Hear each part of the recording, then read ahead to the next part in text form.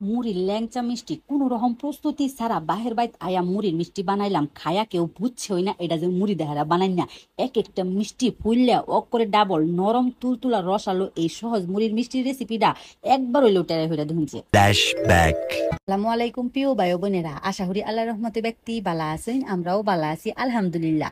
আজগা কোনো রকম প্রস্তুতি ছাড়া মুড়ির মিষ্টি বানায় দেখায়া। মুড়ি, গুঁড়া দুধ, চিনি, ডিম এই কয়েকটা উপকরণ থাকলেও ওইব। মুড়ি ফাটার মধ্যে বাইটটা অকর পিনিশ ছাতু বানায় আছি, ওখানে অকরে বাইটটা লইলাম। আমার যদি সাইন সাইকেল লইতাম, তবে আমি সাকলাম না, এই বাড়ির মধ্যে মাইপা লইলাম। ওখানে লড়া বয় দেখাইরা এক বাড়ি লিকুইড দুধ দেখাইরা বালা হইরা উতলানি আইলে এক বাড়ি মুড়ি ছাতু দাম হয়েছিল ডাইলা, বাস ওখানে খালি লারাম চোখের ফলে দেখবেন যেটা টাইট হওয়া শুরু হয়ে গেছে।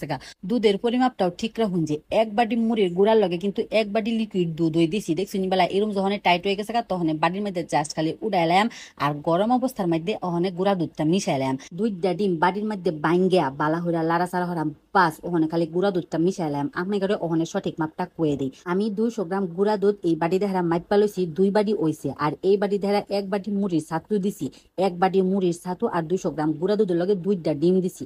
আমরাও এই পরিমাপে বানাই যে অকরে পারফেক্ট হইব।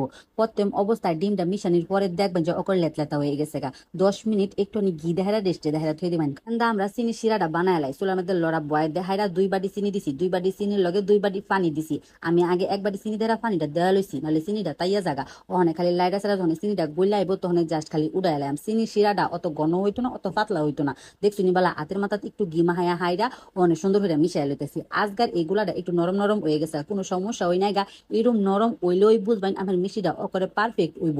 এই মিষ্টি বানায় হাইরা অনেকেই আমার মেসেঞ্জারে ছবি দিছে মিষ্টি বালা হয়েছে না। ও মায়া মায়া গো, সবকিছুর পরিমাপ যদি ঠিক থাকে মিষ্টি পারফেক্ট ওইবই ওইব ইনশাল্লাহ। বুঝতে একটা লড়া বয় দেহারা পর্যাপ্ত পরিমাণে তেল দিছি, তেলটা যখন কুসুম গরম হইয়া আইছে আর ডুবাইলে এরম হাতের মধ্যে এই পর্যায়ে মিষ্টিটি দেওয়া দেন। দেখছি নিবেলা মিষ্টিটি দেওয়ার পরে কিন্তু বুদবুদানি আইতাছে, তখন মিষ্টিটি উর্পে বাইশা উঠবো, তখন ওই লাইরা সাইডা উল্টা পাল্টা হয়ে দিবেন। তার আগে কিন্তু উল্টা পাল্টা হরবার গেলে মিষ্টিটি কিন্তু বাইঙ্গা বাইঙ্গা যাইব গা। এই পর্যায়ে চুলার আঁচ মিডিয়ামে রাখবেন। এই মিষ্টিটি গ্যাসের চুলামিতে বানানি বেশি সুবিধা হয়। আমি যেহেতু লাকড়ির চুলায় বানায় হারা অভ্যেস আছে, এলাকা পারফেক্ট বা বানাইতে পারি। যারা অকরে নতুন তারা কিন্তু মাটির চুলার মধ্যে সহজে এই মিষ্টি বানাইতে পারতো না, কারণ জালের পরিমাপটাও ঠিক রাখুন লাগবো। আগে পরে দিছিলাম দেখে যে আগে বাচ্ছি সেটা অকরে কালার আয় পড়ছে, তখন ওই উড়াইয়া হাইরা চিনি শিরার মধ্যে দেয়া দিছি। 2-3 ঘন্টা অপেক্ষা হলেও অকরে চিনি শিরার মধ্যে ডুইবা ব্যাগখানি চিনি শিরা মিষ্টির ভিতরে ঢুকা যাবো, মিষ্টি দিয়ে আরো পুইলা ডবল হয়ে যাবো।